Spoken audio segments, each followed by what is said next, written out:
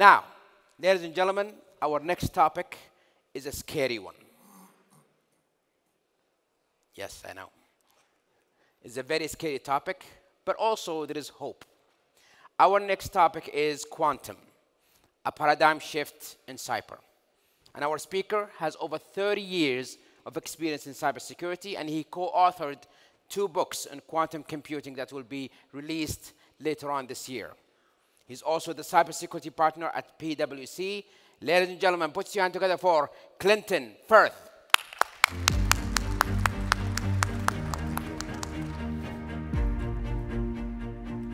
Assalamu alaikum. Good morning, everyone. Glad to see a full room. When I walked in here before, it was pretty quiet, but glad to see on day 2, we've still got people who are here. So, I'm here to talk about quantum and quantum security and what's happening in this field as well. Look, it's a very interesting area. What we're seeing is going to be seeing a paradigm shift in computing power and security, arguably very shortly. Quantum computing itself promises extreme processing and computing power. However, at the same time, there are risks that we'll talk about today. Quantum itself is at its infancy, so the scientists are still working feverishly towards actually making a quantum computer ready. However, we're only around about, arguably, 5 to 10 years away from a production-ready quantum computer. So I'll just give some sort of fundamentals just so people understand the difference between classical computers, what we use today, and quantum. I'm not going to give you a physics lesson, but I'm just going to give you some introduction so you understand. So quantum uses quantum mechanics at its core, which is very different than classical computing. So the first thing we have is a qubit. So a qubit is similar to what a bit is what we have today. And a qubit is interesting because in quantum computers, it can coexist in both states at the same time. So if we take the normal bit, 0 and 1, it can be 0, 1 at the same time. This is called superposition. Now, the interesting thing comes now is when we look to the measurement of quantum. So in order to measure quantum, the actual quantum computer has to manipulate the qubit in a probabilistic manner to get an outcome. Once that measurement happens, then we get a result, and then that qubit is gone. So that's as much as I'm going to go into about quantum mechanics and quantum computing at a high level, but you can literally see what a big difference it is towards classical computing, what we use today. So quantum is certainly has the promise to solve some of our most complex mathematical and computing problems that we have today.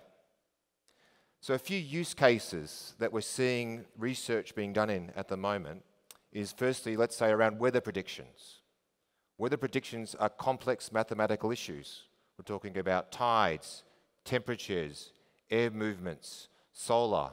So how do we take all those? Today's computers struggle with trying to put all of that together. And tomorrow, hopefully with quantum computing, we'll be able to solve and predict weather in a much more better fashion overall. The other one is the distribution load problem in power utilities. So that's another interesting one. The power utilities are struggling with trying to match exactly demand to supply. So at the moment, we've got demand by generation, and the generation can be multiple things. And now with the complexity of homes having generation, solar, and we've got nuclear and traditional as well. This mix and then trying to match that demand is a very, very complicated mathematical problem that is still trying to be solved. Again, quantum computers have the ability to solve that problem too. Pharmaceutical research is another huge area. So how scientists are using this to look at drug research, cures, cancers, DNA, etc. There's going to be a huge amount of research that will come out from quantum computers as well, which is good. So, and we're also even looking, I think I heard a presentation earlier yesterday, also talking about the ability for quantum to supercharge AI. So this is another active field of research as well. If you can imagine how powerful AI is today, if you've got something that is arguably 100 or 1,000 times more powerful, what's that going to do to AI as well? So it's interesting, all these things are under a lot of research at the moment from there. However, we have some significant challenges. So the first is the physical challenge. A quantum computer is quite large at the moment. A quantum computer requires to be operated at absolute zero as well. So there's environmental challenges. The other issue is that the qubits themselves are very susceptible to magnetic interference, so we have to have a lot of magnetic shielding around as well. And then lastly, we have to look at also the error rates at the moment. So to get a quantum computer to work today, they're actually consuming more power than they are with the result that they're getting out of it at the moment. However, these things are being looked at and solved by scientists from around the world at the moment. And the last big challenge that we're really going to have is actually us, the people. So we have to have skilled engineers, we have to have skilled quantum mechanics, we have to have the physical side of it. There's a big challenge around building a whole system of education and retraining around that as well. But despite all of these challenges, we still believe a quantum computer is arguably going to be ready in the next 5 to 10 years. So I talked about all the positive side of it, and obviously as cyber professionals, we always look at the threats and understand what this means.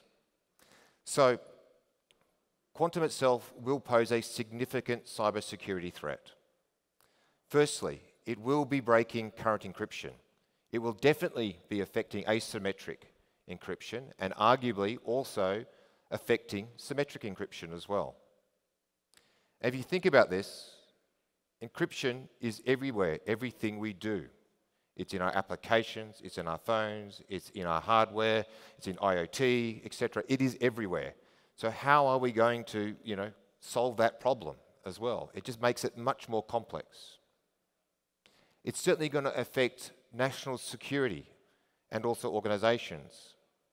From a national security perspective, especially around the defense, security, intelligence area, obviously countries use these for state secrets, for defense and other areas as well. Arguably, some of these is going to be some big problems in that area. The organization itself will also have issues. They're going to have intellectual property. They're going to have data as well that they want to keep safe. So again, we're going to have problems at that level as well. When you go to the other interesting thing is about privacy. Allow cookies or whatever. So privacy. So the other thing we're affecting, I think we have some feedback. That's right. So the other area we've got is privacy will be affected as well. So if you think about it, one of the mitigation strategies around privacy is actually keeping that data encrypted, therefore it keeps it safe. Tomorrow that may not be there as well. But the real threat right now and today, and I heard one of the speakers earlier talk about this as well, was about what the threat actors are doing today. The threat actors generally are one step ahead of the game for most of us and what we're doing. So a lot of them are actually collecting and stealing data right now.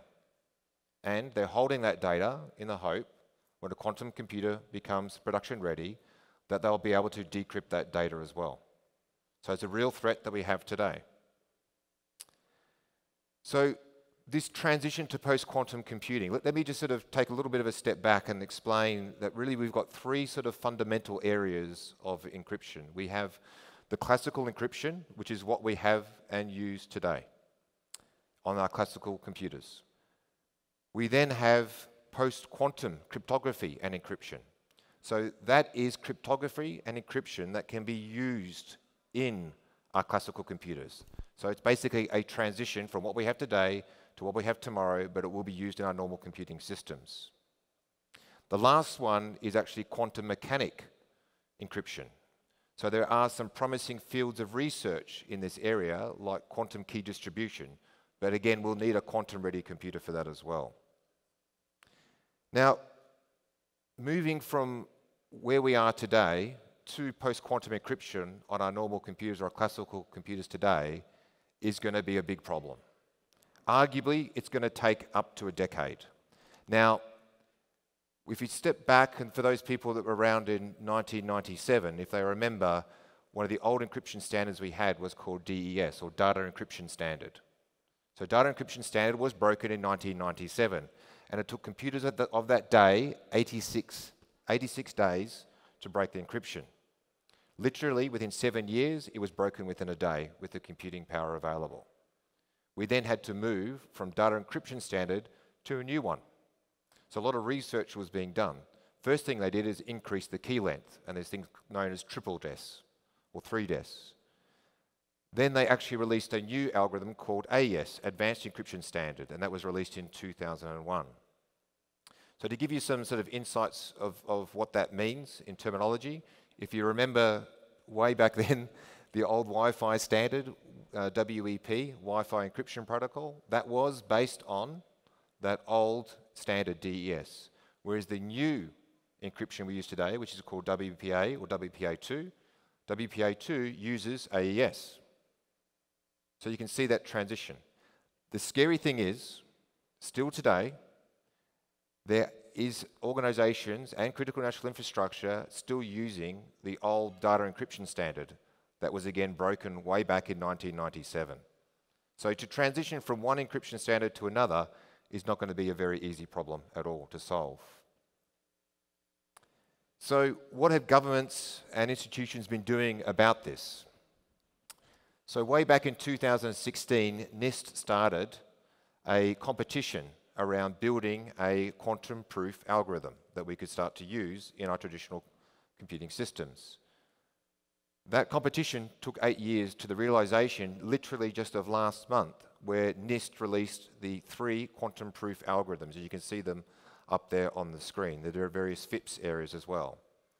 This now is the algorithms that we can use to move the current encryption to the new post-quantum encryption as well. Now, there are many other initiatives you can see up here on the screen. I'm not going to go through each of them, but what you can see here is everyone around the world has been working feverishly around trying to put in place the right standards, regulations around what we need to do to protect ourselves from quantum computers overall.